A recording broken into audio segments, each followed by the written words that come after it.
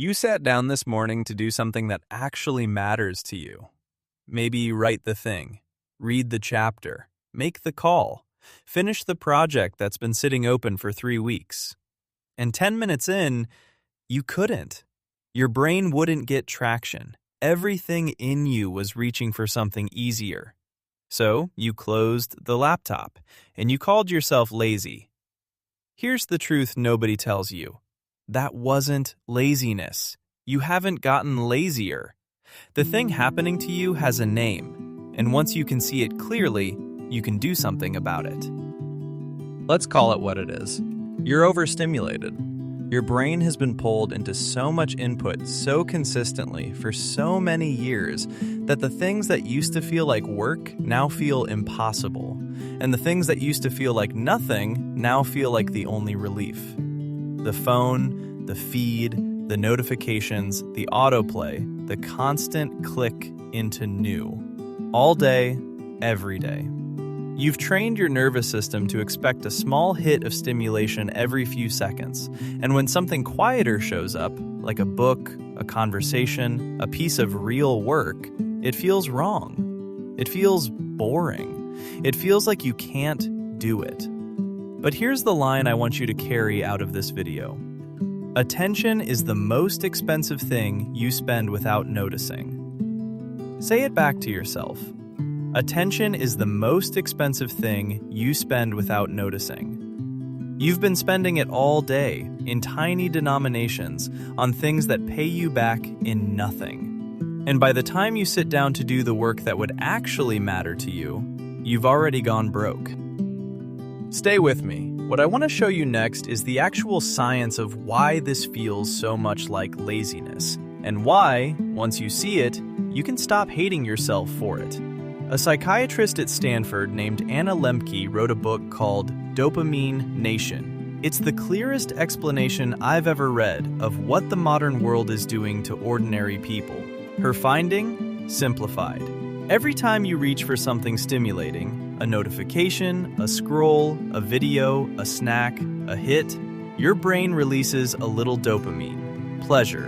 And right behind every hit of pleasure, your brain pushes back with a little pain, a small dip, a craving for the next one. Do that 50 times before lunch, which, if you have a phone in your pocket, you absolutely do.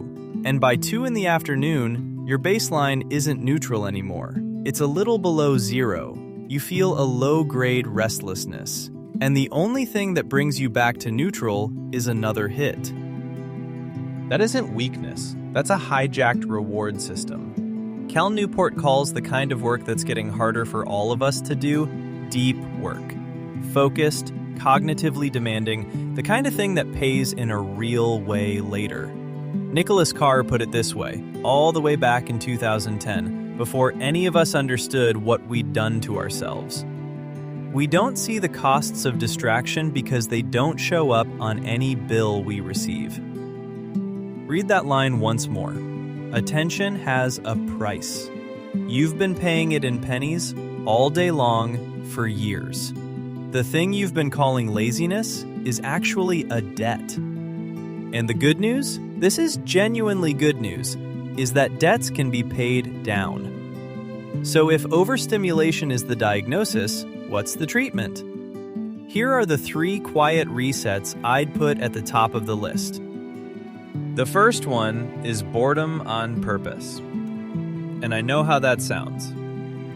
Once a day, pick a window, 10 minutes is plenty, and do nothing. No screen, no book, no podcast, no music. You just sit there and be a person in a room. The first 3 times you try it, you'll hate it.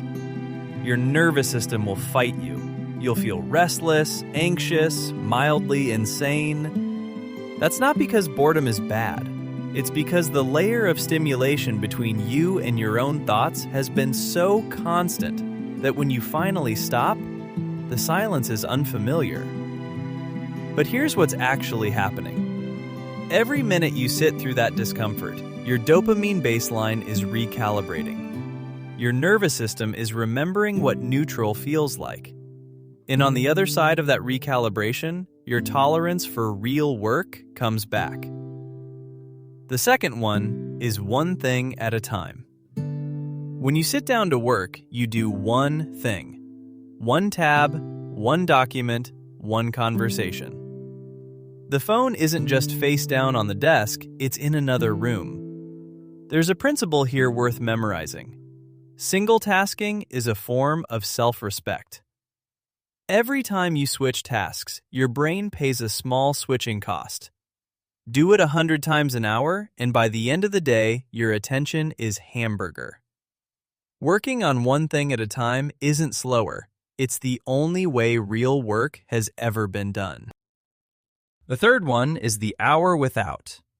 Once a day, most people pick a morning hour or the dinner hour. You take 1 hour without input. No phone, no music, no podcast, no screen, not even a book. Walk, cook, sit, stretch, look out a window, have a conversation without your phone on the table. Do anything that doesn't pour anything new into your nervous system. I do this, and I still find it hard. The hour usually feels long for the first 20 minutes. By minute 40, something starts to settle. By minute 55, you'll find that an idea has shown up, something you'd been trying to think for weeks that just couldn't get through the noise. An empty hour isn't an empty hour. It's the hour where your real thinking finally has room. 3 quiet resets. None of them flashy, none of them will trend on a feed. And here's the part I want you to hear before you close this video. What you've been calling laziness is mostly a habit, and habits are reversible. Here's what I want you to actually do. Don't try all 3. Pick one. The boredom one is the cheapest to start. Today, before you go to bed, find a 10-minute window between something and something else and sit through it. No phone. Do it again tomorrow. Do it the day after. Within a week, your brain will start to notice that nothing terrible happens when there's no input. Within 2 weeks, the work you've been avoiding will feel a little easier to start. This is how every attention practice has ever worked. There's no shortcut. There's just the practice. And there's the version of you who slowly returns every time you choose to do less. Attention is the most expensive thing you spend without noticing. What you've been calling laziness isn't laziness.